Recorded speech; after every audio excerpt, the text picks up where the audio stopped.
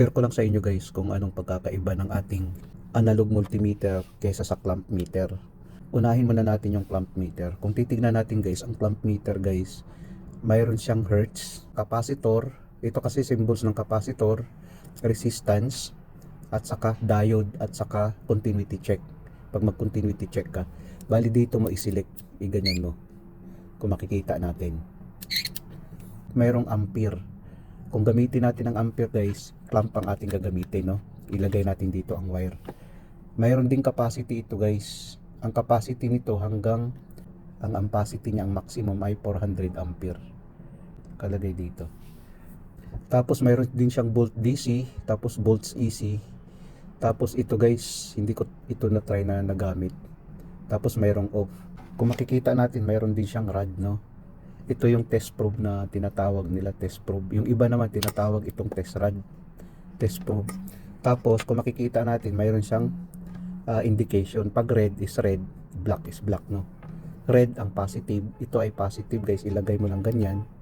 Tapos ito naman ang negative. Ito guys para sa mga baguhan. Ganun na. Tapos magagamit na natin ito. Ang pagkakaiba nilang dalawa guys, ito siya, wala siyang clamp meter, no? Itong analog multimeter, samantala ito mayroon para i-check natin ang ampere. Ito naman guys, share ko rin sa inyo, ito siya ang ating analog multimeter. Ang voltage niya mayroon siyang 750, 250, tapos 50 hanggang 10. Ito ay AC voltage, no?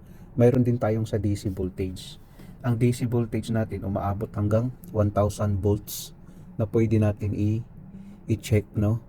Hanggang sa milliamps, papaliit na voltage sa mga battery, tapos papunta sa 10 volts, 50 volts, 250 volts, 1000 volts.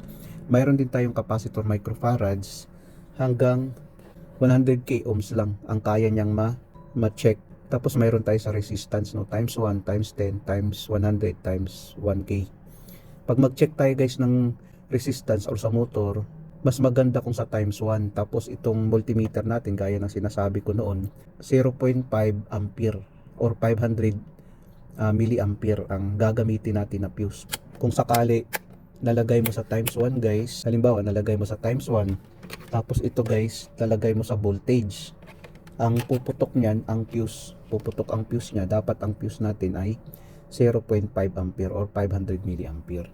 So yun ang pagkakaiba nila guys sa clamp meter at saka sa ating analog multimeter.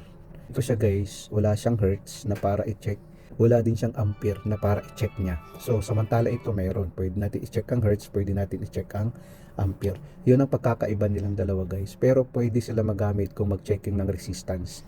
Itong dalawa, mayroon din silang test probe pareho. Sana nakapagbigay ito ng kunting kaalaman sa mga baguhan. Maraming salamat sa inyo guys, hanggang sa muli.